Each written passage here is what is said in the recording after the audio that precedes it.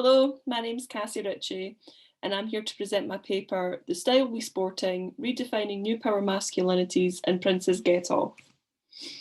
Prince and the New Power generation closed the MTV Video Music Awards on September 5th, 1991, with an overtly sexual performance of Gett Off.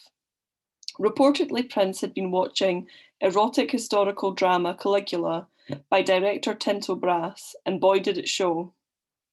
Prince and his band were surrounded by dancers, some painted blue and gold, in various stages of undress, simulating group sex on the multi-platform stage, set amongst Grecian columns, water fountains, and strobes of yellow and purple light. A blend of gender and race are represented within Prince's harem, and throughout the performance, the audience sees representations of same-sex, multi-partner sexual displays. As the band walks on stage, Prince emerges dressed in citron yellow, drops to the floor and mimics the song's iconic introductory cry of ecstasy. The Game Boys pile on top of him as he arrives and performed Euphoria, before leaping up in 3-inch heels into the opening guitar solo. Throughout the performance, Prince does not interact with any of the numerous gyrating performers that share the stage with him. Instead, he centres himself in the eye of the orgy. The matador-style jacket that Prince wore is made of Guipure lace, cut to Prince's mid-torso, and features a contrast opaque yellow collar with button closure that also mimics on the back of the garment, with gently tapered sleeves. The solid yellow collar fastens with a low V, with front shawl lapels worn upturned, with Prince baring his manicured chest hair. The outfit was of course designed by Stacia Lang, a costume designer with a background in theatre who came to work for Paisley Park and Prince in 1990 as a pattern cutter. Lang described how Prince requested only 3 requirements for the performance outfit. It must be yellow, it must be made of lace, and it must show off Prince's ass. Initially, Lang provided Prince with 2 designs, one slightly more risque with the entirety of his thighs showing, but Prince opted for the design we know now today. The Paisley Park wardrobe team had less than a week to make the outfit. Jim Sheeran, the musician's esteemed pattern cutter who knew Prince's unique measurements inside out, used a previously drafted pattern and modified it to reflect Lang's new design. They found previously used lace from the wardrobe department, and this lace can be seen in the outfit worn in the Insatiable music video and also in the Herbert's 1992 photo shoot for January's Vogue. The lace had to be dyed yellow, it was hand-dyed yellow, along with the illusion wear fabric that had to be guest dyed to Prince's skin tone. The lace was appliqued to the sheer backing fabric with opaque fabric to provide a modesty panel that ran across the musician's front crotch. Lang's specialist skills in theatre design, Sheeran's immaculate tailoring, and Prince's devilish tenacity worked.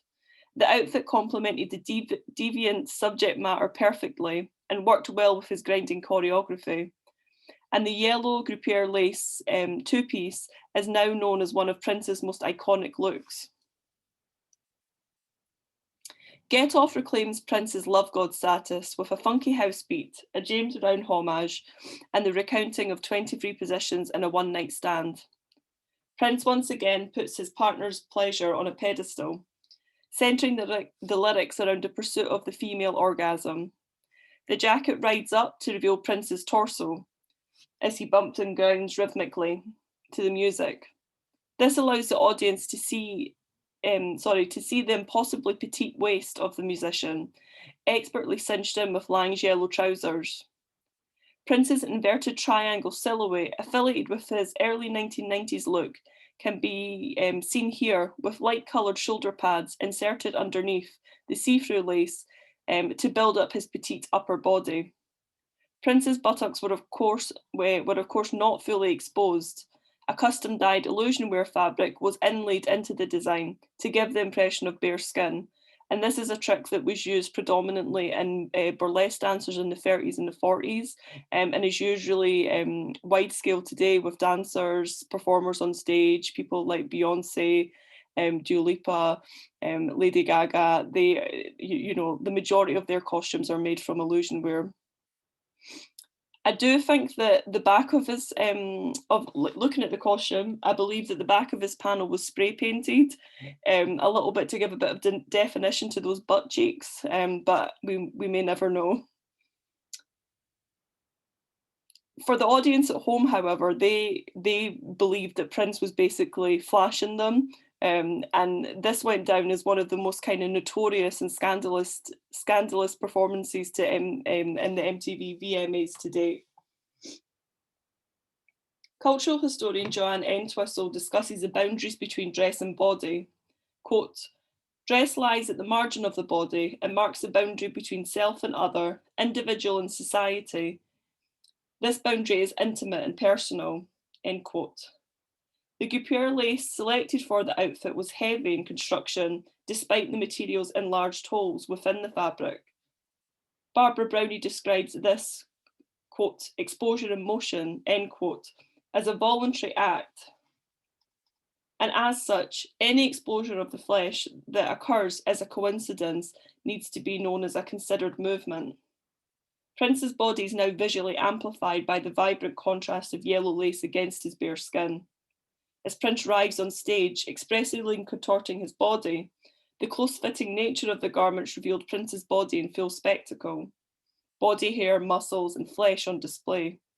Yet the high sheen stretch fabric still allowed the singer some degree of concealment on stage.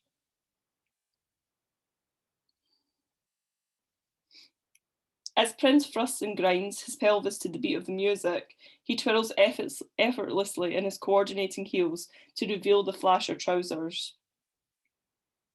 As this happens, he sings eagerly, "Let me show you, baby, I'm a talented boy." He continues, "You've got to have a mother for me, and I move your big ass round this way so I can work on that zipper, baby." Prince chooses not to perform this particular burlesque on one of his many female dancers, nor male dancers.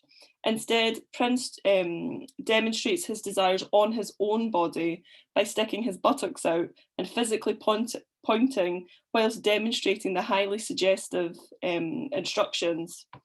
It is interesting that he orchestrates to reveal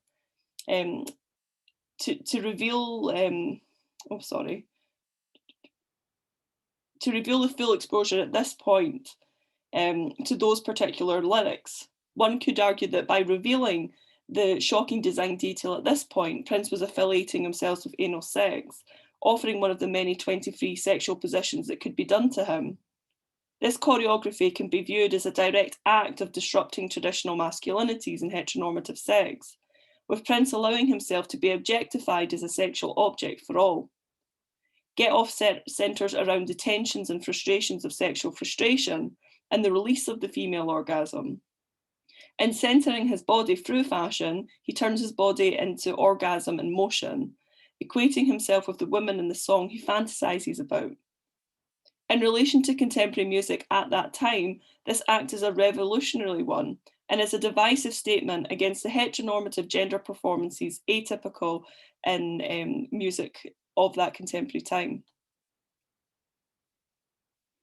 The growing influence of hip hop and rap music can, of course, be heard in Diamonds and Pearls with the inclusion of the Game Boys and Tony M's rapping. This presence offers a contemporary visual within Prince's band as a trio dress in coordinating hammer pants and outlandish sports jackets, more in keeping with the traditional New Jack Swing trend. The exaggerated oversized silhouettes, in comparison to Prince's infinitely tailored two-piece, are strikingly different. By sharing the stage with the Game Boys, Prince is allowing the space for different representations of Black masculinity, offering an on-trend youth style in contrast to his own self-crafted, unconventional tailoring that uses latterly traditionally female techniques in minimising the size of his waist, adding size to his hips and his bum. His tailoring is erotically charged, the silhouette feminised, and his fashion choice decorative. Sorry.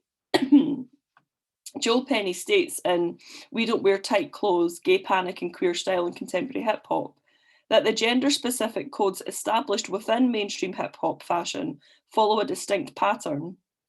The black male body is cloaked in fabric, often from head to toe, whilst the black female body is revealed with tight-fitting outfits and positioned as an object of sexual desire.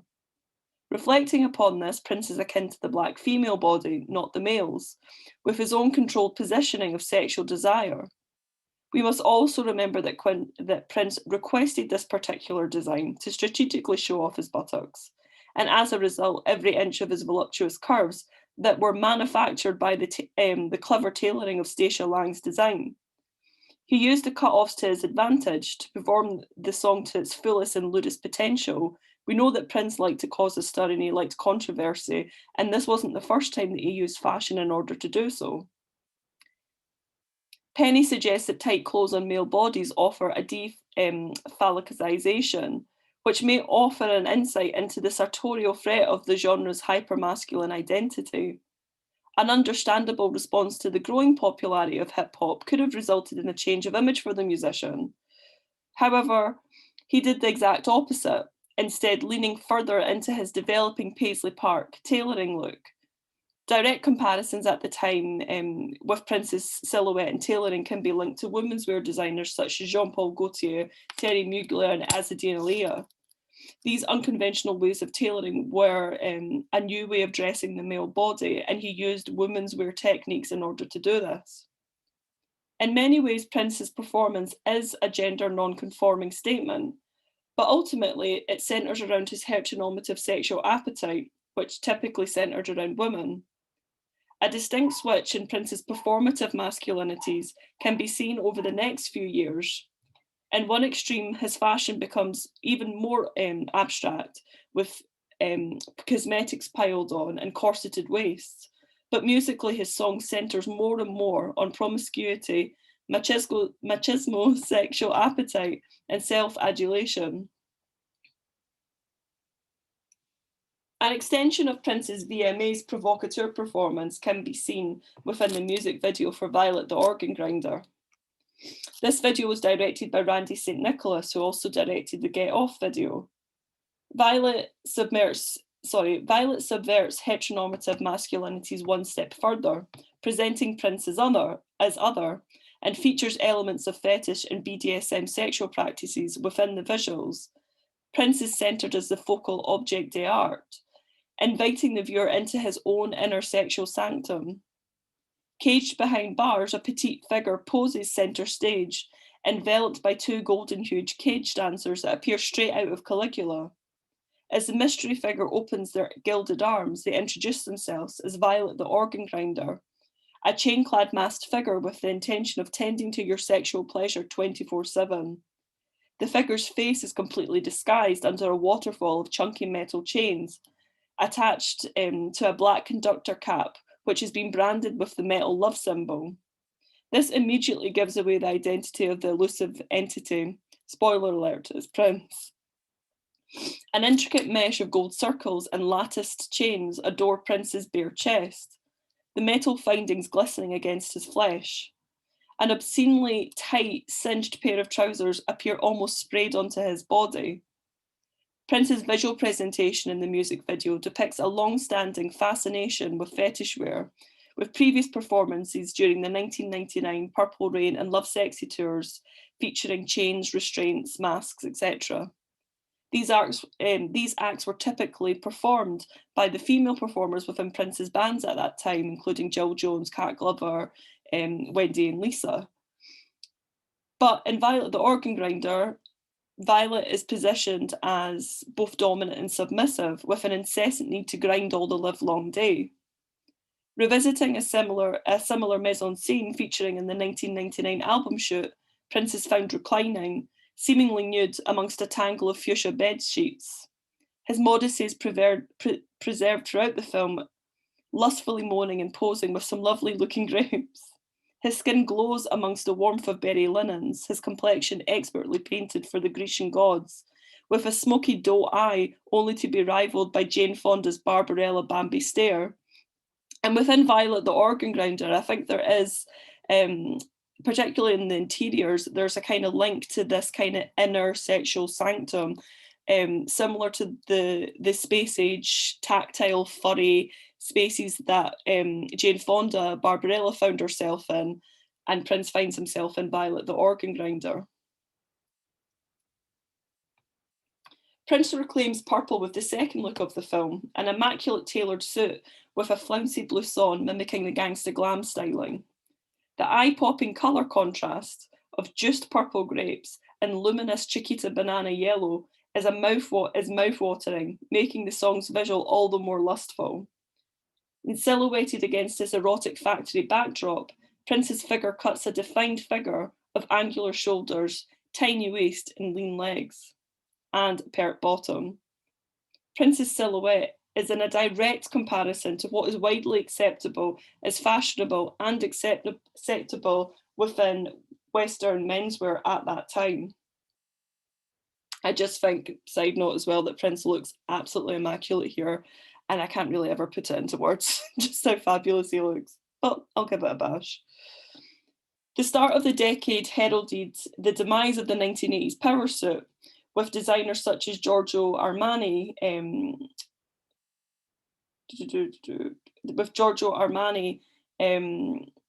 redesigning the way that men wore suits. Gone were the broad shoulders, darts and padding, as designers such as Armani designed languid suits, cut loose around the body and worn with a revolutionary air that opposed the previous decade's uniform for dominance, commerce and power. Whilst Prince's tailoring does evoke the 1980s power shoulders, in reality, his suit lies somewhere between the mannish suits designs of the 1940s, which were suits worn by women, designed for women, that were based on menswear tailoring. And these were made popular by actresses such as Marlene Dietrich and Katharine Hepburn. Prince further disrupts traditional menswear by wearing the structured suit with an informal open-tied blouse with a signature upturned collar. He unexpectedly ties the garment with a flourish high upon his waist, offering scintillating slices of bare flesh as he flexes and groans. As Violet sings about masturbating with her lover's stockings and brassieres, the song remains elusive about the sexual orientation of Violet. More so, it is implied that the sexual orientation is not important. The character of Violet, of course, was created to provide sexual gratification, irregardless of time, space, or gender. Although Prince never identified as queer, his transgressive attitudes to sexuality, masculinity, and dress have impacted the queer community and formed a basis for many people's sexual awakenings.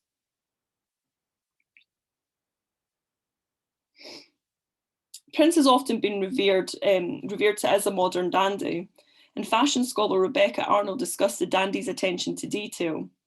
The restraint of the Regency dandy's approach to dressing did not remove spectacular potential, but instead reattributed the spectacular aspects of male dressing to feature cut, quality, detail, and types of fabric.